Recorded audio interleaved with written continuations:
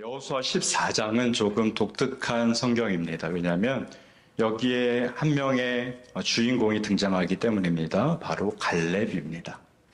여호수아서 14장은 본격적인 땅 분배 장면으로 이어지는 그 중간에서 처음에는 행정적인 또 지리적인 분배처럼 보여집니다. 하지만 6절부터 등장하는 갈렙의 요청을 따라가다 보면 이 본문은 단순한 땅 분배의 이야기가 아니라 믿음이 약속 앞에서 어떻게 반응하는가에 대한 이야기임을 알 수 있습니다. 본문을 좀 배경적으로 살펴보면 이제 이스라엘 백성은 요단 서편 땅 분배를 앞두고 있습니다. 그러나 이 장면이 전쟁이 다 끝났다라는 것을 의미하지는 않죠. 하나님께서 땅을 주셨지만 아직 완전히 정복된 것은 아닙니다. 이것은 하나님의 주권적인 은혜와 또 인간의 책임이 함께 등장하는 아주 긴장된 장면이라고 볼 수 있죠. 그리고 그 한복판에서 한 인물, 제가 방금 말씀드린 갈렙이 등장합니다. 그는 85세의 노인이었지만 하나님이 주신 약속을 붙들고 산지를 요청합니다. 그런데 그 땅은 아무도 가지려 하지 않는 곳, 왜냐? 거인들이 살고 있는 위험한 산지였습니다. 하지만 갈렙은 주저하지 않고 그것을 요청하죠. 왜냐하면 그에게는 하나님의 약속 앞에 서 있는 믿음이 있었기 때문입니다. 그래서 오늘 설교의 제목만 보면 마치 하나님의 약속 앞에 믿음으로 반응해야 한다 정도로 이해할 수 있겠지만 갈렙을 통해서 단지 믿음이 있어야 한다가 아니라 성경이 말하는 그 믿음으로 어떻게 우리가 약속을 붙들 수 있는가 이것을 좀 살펴보려고 합니다. 오늘 본문 1절부터 5절은 여호수아와 제사장 엘르아살이 이스라엘 자손에게 땅을 분배하는 배경을 소개합니다. 모세가 요단 동편에서 이미 르우벤, 갓, 므낫세 반지파에게 땅을 주었고 이제 남은 9지파 반에게 분배할 차례입니다. 여기서 중요한 것은 분배의 방식이었습니다. 본문 2절에 보면 제비 뽑는다라고 표현되어 있습니다. 그런데 이것은 단순한 우연의 결과가 아니라 하나님의 주권 아래 이루어지는 분배를 상징하죠. 땅 분배가 시작되었다는 것은 하나님의 약속이 이루어지고 있다는 증거입니다. 하지만 앞선 13장 1절에 보면은 여호와께서 이렇게 말씀하셨습니다. 너는 나이가 많아 늙었고 얻을 땅이 매우 많이 남아있도다. 아직 완성되지 않았습니다. 약속은 이루어지는 중이었지만 동시에 아직 차지하지 못한 땅이 남아 있었습니다. 이러한 상황에서 오늘 본문 6절에 전혀 다른 목소리가 들려오죠. 이름도 잊혀져 가고 있던 여분네의 아들 갈렙이 여호수아 앞에 섭니다. 6절에 유다 자손이 길갈에서 여호수아에게 나옵니다. 갈렙은 자신을 여분네의 아들이라고 소개하면서 모세가 가데스 바네아에서 자신과 여호수아를 보냈던 사건을 다시 떠오르게 합니다. 7절에 보니까 내 나이 40세에 여호와의 종 모세가 나를 가데스 바네아에서 보내어 이 땅을 정탐하게 하였으므로. 갈렙은 45년 전 그 순간을 잊지 않고 있습니다. 그런데 주목할 것은 갈렙이 단순히 그때는 그랬지 하면서 추억하는 것이 아닙니다. 저도 가끔 옛날을 추억할 때가 있습니다. 청년일 때를 추억하고 제가 사역을 시작한 지 얼마 안 됐을 그때를 추억합니다. 그때는 지금처럼 아이들하고 물총 싸움 한 번 한다고 지치지 않았고 체력도 받쳐주고 밤새 사역하고 놀고 해도 힘든 줄 모르고 했던 그때를 가끔 추억합니다. 뭐라고 하면서 추억할까요? 그때 그랬는데 라면서 추억하죠. 그런데 갈렙의 45년 전 바로 그때의 추억은 저와 여러분이 하던 그런 추억과는 전혀 다른 모습이었습니다. 45년 전 받은 약속을 지금 여기서 나에게 주시는 말씀으로 듣고 있습니다. 무슨 말인가? 여러분, 믿음이라는 것은 약속을 마치 과거의 박물관에 보관하듯이 하지 않고 그 약속을 지금 이 순간으로 끌고 오는 것입니다.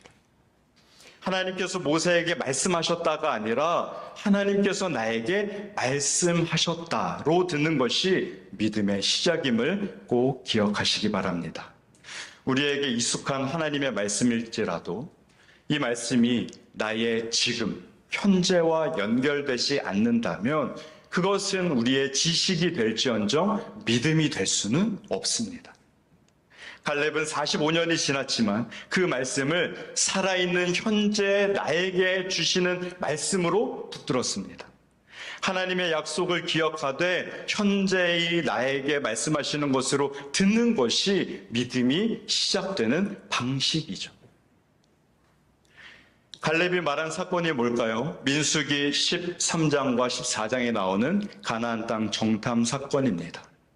이스라엘 12 정탐꾼 중 10명은 낙심한 보고를 합니다. 우리는 메뚜기 같고 그 땅에는 거인들이 살고 있습니다.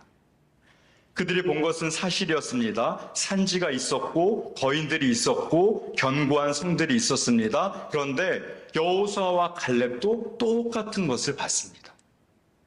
그런데 이 두 부류가 해석이 달랐습니다. 10명은 이렇게 해석했습니다. 거인이 있다, 우리는 메뚜기다, 불가능하다.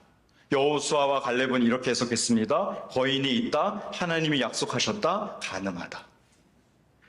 여러분, 믿음은 현실을 부정하지 않고 눈을 감고 거인이 없다라고 주장하지도 않습니다. 그러면 무엇이 다른 것일까? 믿음은 현실 위에 하나님의 약속을 올려두는 것입니다. 거인을 안 보는 것이 아니라, 못 본 척하는 것이 아니라 거인보다 큰 하나님의 약속을 본다는 것이죠. 8절에 갈렙이 이렇게 표현합니다. 나는 내 하나님 여호와께 충성하였으므로.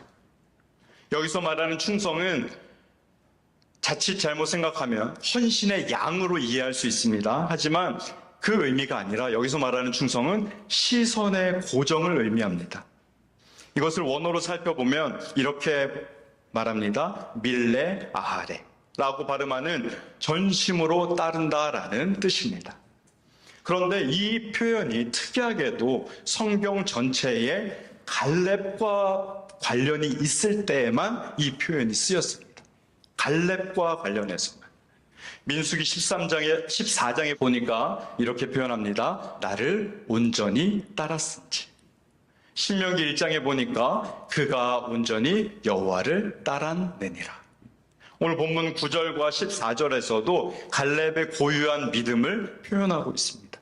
즉, 그 믿음이 헌신의 양이 아니라 시선의 고정, 누구를 향하여 그의 믿음을 지키고 있었는지를 확실하게 보여주는 표현이죠. 여러분, 그러면 갈렙이 충성한 이유가 무엇이었을까요? 하나님의 약속이 현실보다 크다는 것을 알고 있었기 때문입니다. 갈렙은 현실을 해석하는 틀로서 약속을 사용했습니다. 여러분, 우리는 어떻습니까? 현실을 해석하는 틀을 무엇으로 우리는 자주 사용할까요? 어떤 때는 하나님의 말씀을 사용합니다. 현재 나의 삶에 일어난 이 상황들을 나는 도대체 어떻게 해석해야 될까? 그것을 말씀으로 해석하죠. 또 무엇을 사용합니까? 기도를 사용합니다. 하나님, 나에게 지금 일어난 이 일에 대해서 하나님, 내가 무엇을 깨달아야 합니까? 하나님께서 나에게 말씀하시는 것이 무엇입니까? 하나님의 음성이 무엇입니까? 우리는 보통 이 두 가지를 사용합니다. 우리가 다른 믿지 않는 자들과 같이 전보로 가진 않기 때문이죠. 그러면 여러분, 우리와 갈렙이 차이가 있을까요? 네, 차이가 있습니다. 갈렙은 말씀과 기도를 틀로 사용할 줄 몰라서 그것을 사용하지 않은 게 아니라 하나님의 약속을 가장 기본으로 놓고 현실을 해석했습니다. 무슨 말인가? 우리도 말씀과 기도를 사용하는데 가장 중요한 것을 빼뜨리고 사용할 때가 많다는 것이죠. 무엇일까요? 바로 하나님의 약속입니다.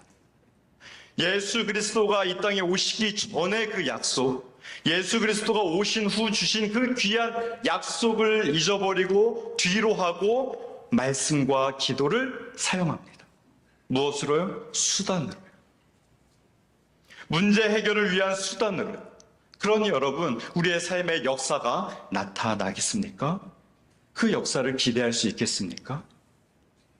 갈렙의 믿음을 크게 보는 이유는 여기에 있습니다. 그는 현실을 해석하는 틀로 하나님의 약속을 사용했다는 사실입니다.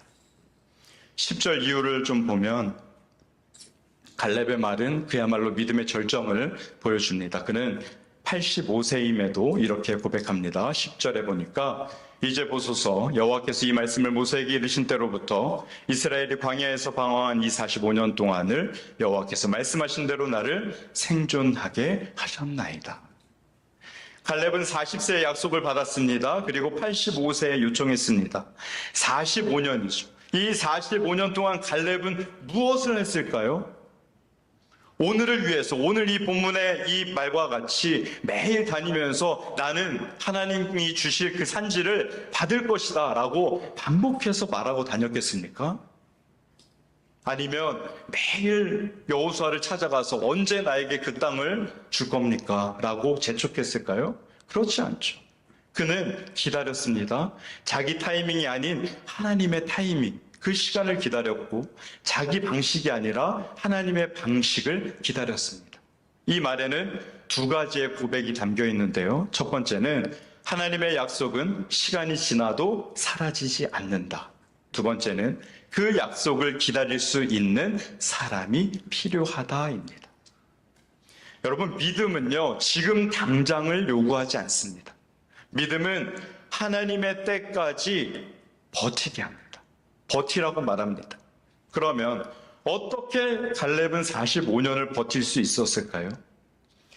하나님의 약속이 변하지 않았다는 확신으로, 하나님이 잊지 않으셨다는 그 신뢰로 기다린 것입니다. 여러분, 많은 사람이 믿음으로 시작하고 기다리다 뭐 할까요?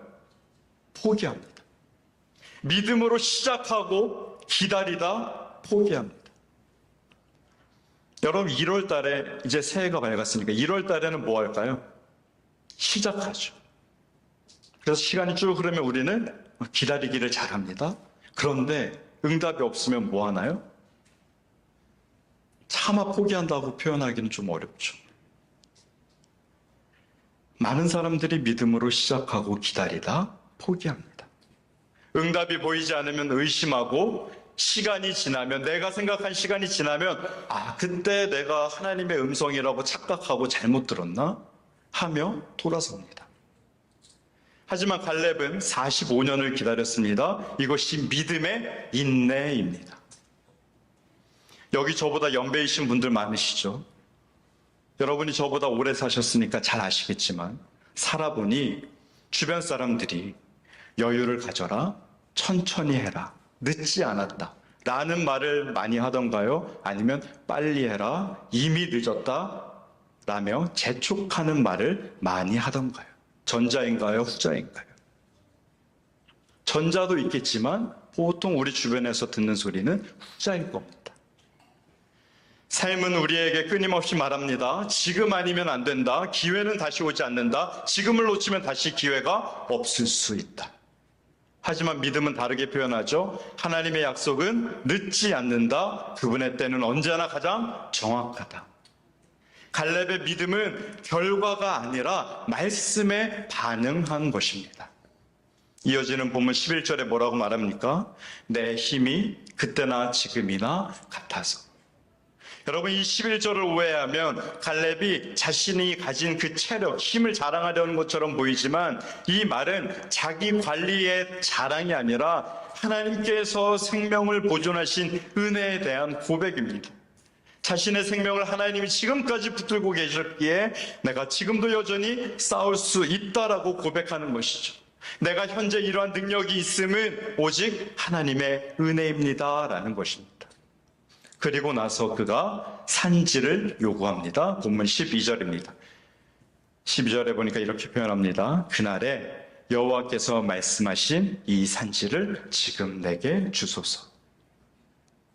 12절에서 말하는 산지는 헤브론, 아낙 자손의 본거지입니다. 여전히 거인들이 살고 있고 견고한 성읍들이 있습니다. 그러나 갈렙이 말합니다. 여호와께서 나와 함께 하시면 내가 여호와께서 말씀하신 대로 그들을 쫓아내리이다.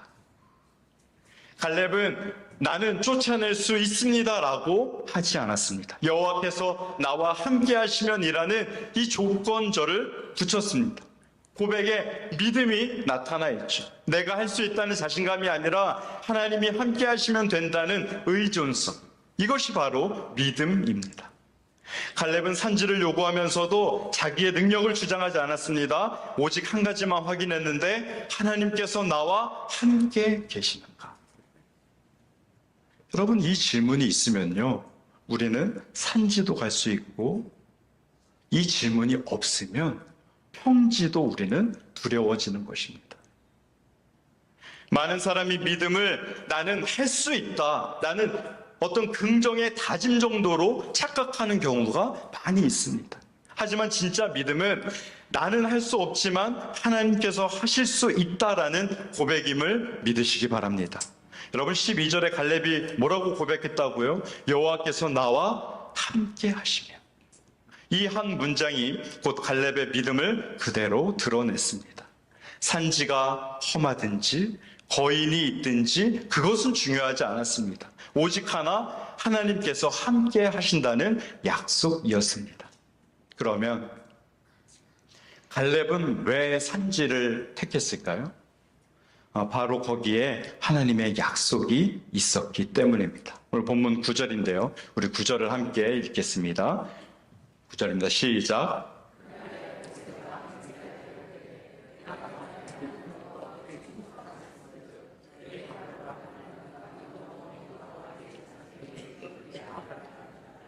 아멘. 내 발로 밟는 땅은 영원히 너와 내 자손의 기업이 되리라고 했습니다. 또 한 가지는 거기가 가장 어려운 곳이었기 때문일까요? 그렇지 않습니다. 이 본문을 읽을 때 갈렙은 어려운 길을 택했다. 그러니 우리도 어려운 길을 택해야 한다라고 오해하는 경우가 많이 있습니다.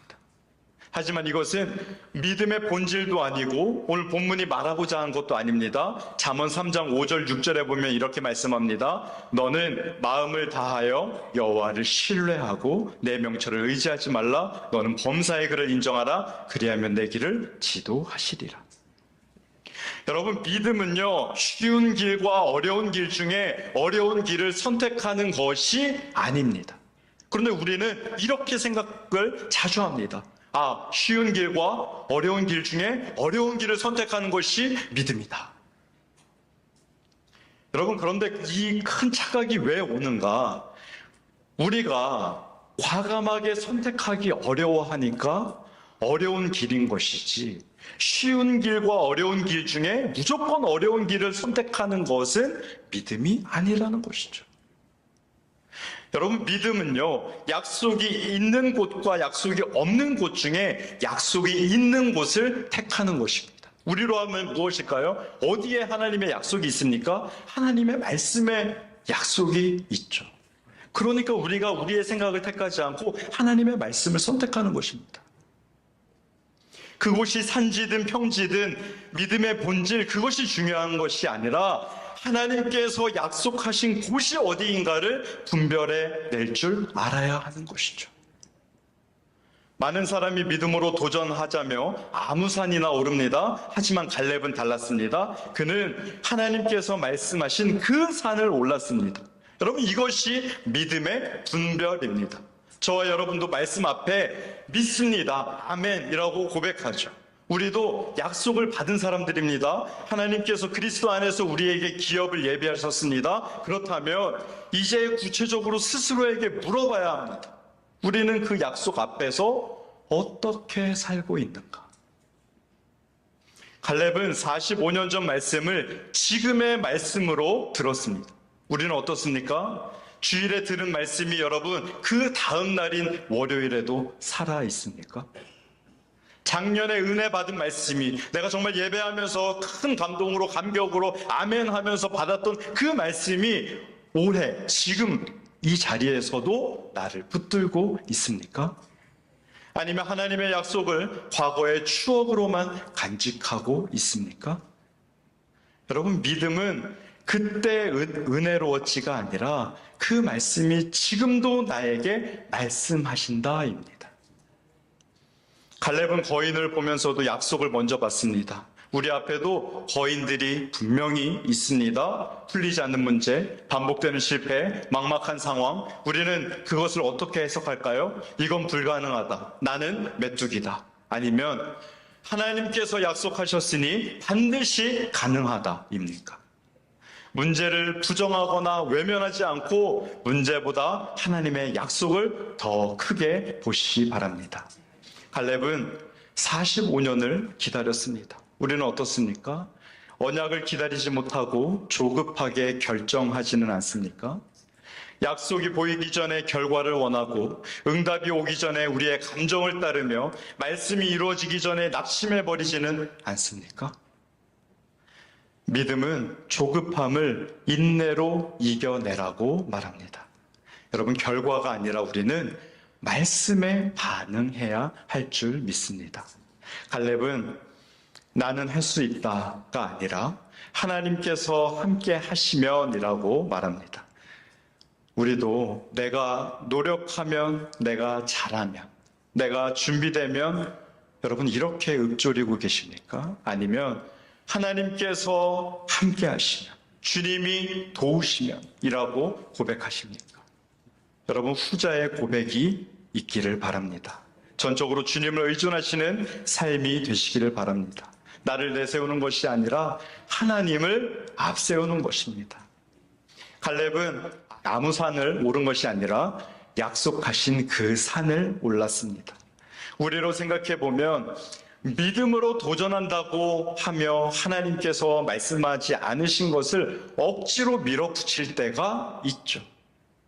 또한 우리의 입장에서는 편한 길을 택하면서 이것도 하나님의 인도하심이라고 합리화할 때가 많이 있습니다. 하지만 분명한 것은 하나님께서 약속하신 곳이 어디인지를 분별하는 것입니다. 그곳이 쉬운 길이든 어려운 길이든 상관이 없이 하나님께서 약속하신 곳이 어디인가. 갈렙의 믿음을 통하여 우리가 기억해야 할 것은 갈렙이 결국 자신을 자랑하는 자리에 서지 않았다는 것입니다. 12절에 여호와께서 나와 함께 하시면 이라는 고백이 갈렙의 믿음, 그 믿음의 본질을 그대로 보여주죠. 믿음은 자신의 능력을 근거로 하지 않고 하나님의 함께 하심을 근거로 삼는 것입니다. 결국 갈렙의 요청도, 갈렙의 용기도, 갈렙의 정복도 하나님의 약속과 임재가 없이는 설명할 수가 없죠. 그리고 성경은 갈렙을 통해서 예수 그리스도를 더욱 강하게 드러내고 있습니다. 아무도 가고 싶지 않았던 산지, 곧 골고다의 언덕으로 자원하여 올라가셨으며 두려워 떨던 안악자손이 아닌 모든 죄의 권세가 있던 바로 그곳. 갈렙은 정복을 기대하며 산지를 요구했지만 주님은 죽음을 각오하고 오르셨던 언덕. 갈렙은 주님의 약속이 있는 곳을 선택했지만 주님은 주님의 약속, 영원히 변하지 않는 약속을 이루시기 위해 자신의 생명의 산제물로 드리셨습니다. 이제 모든 자에게 기업으로 예비된 하늘의 유업을 주십니다. 그래서 갈렙은 단지 믿음의 본보기로서가 아니라 그리스도의 영광을 우리로 하여금 보게 해주죠. 우리로 그 약속을 받은 자로서 스스로 질문해 봐야 합니다. 우리는 그 약속 앞에서 어떻게 믿음으로 살아가고 있는가? 말씀을 냈습니다. 본문 14절 이렇게 말씀합니다. 헤브론이 그니스 사람 여분네 아들 갈렙의 기업이 되어 오늘까지 이르렀으니 이는 그가 이스라엘의 하나님 여호와를 온전히 쫓았습니다. 온전히 쫓았다는 말은 히브리어로 마음이 나뉘지 않았다는 뜻입니다. 믿음은 어떤 위대한 행위를 하기 전에 마음이 나뉘지 않고 하나님께만 집중하는 것에서 시작합니다. 우리는 많은 것을 해내려고 하지만 하나님은 먼저 우리의 믿음의 방향성을 보십니다. 그 방향이 나뉘지 않고 주님을 향하고 있다면 우리는 그 어떤 산지도 믿음으로 오를 수 있음을 믿으시기 바랍니다. 본문이 강조하는 것은 땅의 이름이나 그 의미가 결코 아닙니다. 갈렙이 어떤 사람이었는가이죠. 온전히 따랐다, 마음이 나뉘지 않았다는 뜻입니다. 믿음으로 약속을 받은 자에게 주어지는 가장 큰 선물은 약속 그 자체가 아니라 약속하신 그분, 우리 주 예수 그리스도 하나님 되십니다. 그분 자신이 우리의 기업이 되는 것입니다. 이제 우리는 각자의 자리에서 믿음으로 산지를 향해 나아가야 합니다. 그 산지는 사람마다 다를 수 있습니다. 어떤 이에게는 오랫동안 포기하지 못한 죄의 영역일 수도 있고, 또 어떤 이에게는 감정적으로 풀리지 않는 관계의 문제일 수도 있습니다. 반복된 실패와 낙심, 믿음의 무력감일 수도 있습니다. 하지만 갈렙의 삶이 보여주듯이 하나님의 약속은 결코 사라지지 않으며 믿음은 늦지 않았습니다. 바로 지금이 갈렙처럼 산지를 향해 걸음을 옮길 때입니다. 믿음은 우리의 나이와 같이 늙지 않고 하나님의 약속도 여전히 유효하고, 하나님은 지금도 저와 여러분에게 말씀하십니다. 오늘 본문은 단지 갈렙 한 사람의 이야기가 아니라 신자로서 믿음으로 어떻게 살아야 하는지를 고민하는 우리 모두의 이야기입니다. 우리의 삶에서 아직 차지하지 못한 산지가 무엇인지 발견하시길 바랍니다. 하나님의 약속을 끝까지 붙들고 기다리며 하나님의 때에 담대히 나아가는 것이 갈렙이 보여준 믿음입니다. 여러분, 우리에게도, 저에게도, 여러분에게도 이 믿음이 필요합니다. 아니, 이 믿음은 주어졌습니다. 약속 앞에 믿음으로라는 고백이 우리의 삶과 가정, 또 믿음의 공동체 팔복교회에 충만하게 임하기를 주님의 이름으로 축원드립니다. 아멘. 기도하십니다.